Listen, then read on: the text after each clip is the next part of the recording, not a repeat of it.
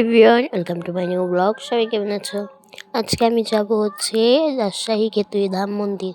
এর জন্য বাসে করে যাচ্ছি, কিন্তু আমরা রাস্তা চিনছিলাম না, তো এরপর ম্যাপ দেখে যাচ্ছিলাম রাজশাহীর ভিতরে ঢুকে, তারপর গোদাগাড়ি প্রেমতলির দিকে এই মন্দিরটা। এখন আমরা প্রেমতলি রাস্তায় ঢুকে পড়েছিলাম। এটা একটা ছোট্ট চিপা রাস্তা ছিল, মানে সরু চিকন। এরপর আমরা যাচ্ছিলাম, কিন্তু এখানে আমরা 4টা বাজে পৌঁছে যাই ভোর।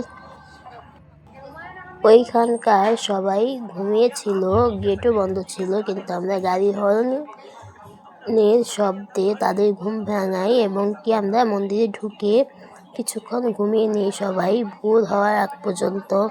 যেহেতু আমরা 4টার দিকে গিয়েছিলাম, তারপর সকালবেলা তোমাদের দেখাচ্ছি এখানকার ভিউ। মন্দিরগুলো এত বেশি সুন্দর ছিল যা বলার ভাষা নেই। মন্দিরের ভিতরে আঙিনায় খুবই পরিষ্কার পরিচ্ছন্ন ছিল। তো এটা হচ্ছে তুলসী গাছের পরিক্রমা করার জায়গা।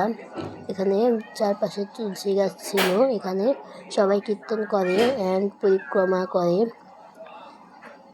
এখানে কিন্তু অনেক মানুষের মুখে প্রসাদ দেওয়া হয় কীর্তন করে। এখানে কোনো প্রসাদ দেওয়ার সময় বাজনা বাজানো হয় না, এখানে কীর্তন করে মুখে প্রসাদ দেওয়া হয়। আমরা ছিলাম ওখানে কিছুক্ষণ, তাই দেখলাম এখানে এক লাইনে অনেকগুলো মন্দির ছিল।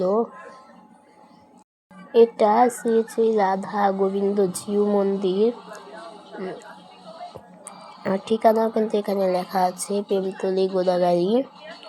তো এই যে মন্দিরের পাশে পাশে আবার ফুল গাছ ছিল, ফুলগুলো কিন্তু পড়েছিল। এখানকার ফুল দিয়েই মন্দিরগুলোকে পূজা দেওয়া হয়। আমরা দেখছিলাম যে ফুল তোলা হচ্ছিল পূজার জন্য। এটা হচ্ছে শ্রী শ্রী জগন্নাথ মন্দির। আমি উপরে উঠিনি, আমরা হচ্ছে পদ্মা নদীতে স্নান করব, এরপর উপরে উঠে পূজা দিব। এর জন্য সকালবেলা উপরে উঠিনি। যেহেতু নরোত্তম ঠাকুরের আগিনা, তো নরোত্তম ঠাকুর পদ্মাতে স্নান করেছিল, এর জন্য আমরা পদ্মাতে স্নান করব। আর এটা হচ্ছে নরোত্তম ঠাকুরের মন্দির।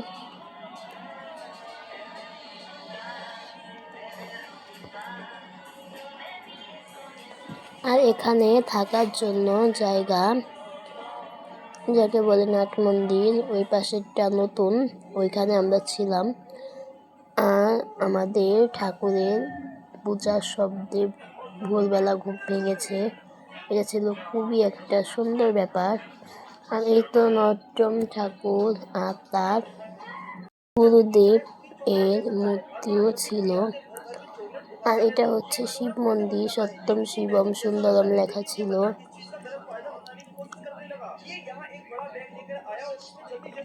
আর পাশে পাশে প্রত্যেকটা মন্দিরের কিন্তু ফুল গাছ ছিল মাঝখানে মাঝখানে। আর প্রত্যেকটা মন্দিরের চারপাশ দিয়ে জায়গাও ছিল পরিক্রমা করার। তো পরিক্রমা কিন্তু এখানে সবাই এসেই করে, আমরাও করেছি। আর শিব মন্দিরে 2টা শিব ঠাকুর ছিল।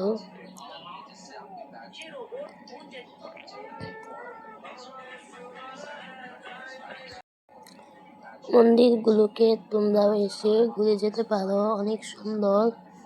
আর নরোত্তম ঠাকুর কিন্তু খুবই কৃষ্ণ ভক্ত ছিল, আর তার এখানে ঘুরে গেলে কৃষ্ণ ভক্তি উদয় হতে পারে সবার মনে। এর জন্য সবার উচিত এখানে আসা। এটা হচ্ছে একটা তীর্থস্থান। যতগুলো তীর্থস্থান আছে বাংলাদেশে, তার মধ্যে এটি হচ্ছে একটা। এখানে কিন্তু দেশ বিদেশ থেকেও মানুষ আসে, ইন্ডিয়া থেকেও মানুষ আসে।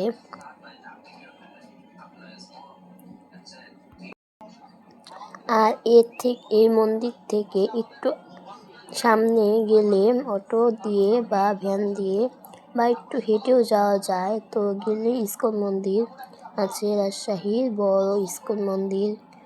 যদিও কাজ সম্পূর্ণ হয়নি, কিন্তু করতেছে ইস্কন মন্দির। তো তোমরা সেখান থেকে ঘুরে আসতে পারো। আর আরেকটা আছে হচ্ছে বাজারের দিকে, ওইখানেও আছে মন্দির।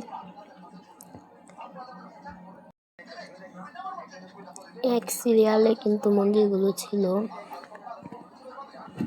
আর এই পাশে ছিল রান্না করার জন্য জায়গা, মানে প্রসাদ। যারা যারা যেতে চায় এখানে ফোন দিয়ে প্রসাদ অর্ডার দিয়ে রাখতে পারে, রান্না করে রাখে তারা প্রসাদ, আর তারপর নিতে পারে। আর ওই পাশে গেট দিয়ে গেলে নর্তম ঠাকুরের পুকুর আছে একটা, আর তমাল গাছ আছে, ওটাও তোমাদের দেখিয়ে দিব। আর এটা হচ্ছে রথ। এই রথের জন্য কিন্তু একটা ছোট্ট করে সুন্দর করে ঘর বানিয়ে রেখেছে, আর ফুল তোলা হচ্ছে, তোমাদের বলছিলাম আগেই। আর এখানে ভুট্টা শুকা দেওয়া রাখা হয়েছে অনেকগুলো। আর এই পাশে কিন্তু শেষ প্রান্ত মন্দিরের। তাছাড়াও বাইরে কিন্তু অনেক জমি আছে নর্তম ঠাকুরের বসে। আর এখানে কিন্তু ফুল পড়ে আছে। তো ঠিক আছে, পরিক্রমা করার জায়গাটাও কিন্তু অনেক সুন্দর ছিল, এখন আছে, তোমরা চাইলেই ঘুরে আসতে পারো। মন্দিরের সামনেও জায়গা আছে, তার পাশেও আবার থাকার জন্য জায়গা আছে নাট মন্দিরের মতো।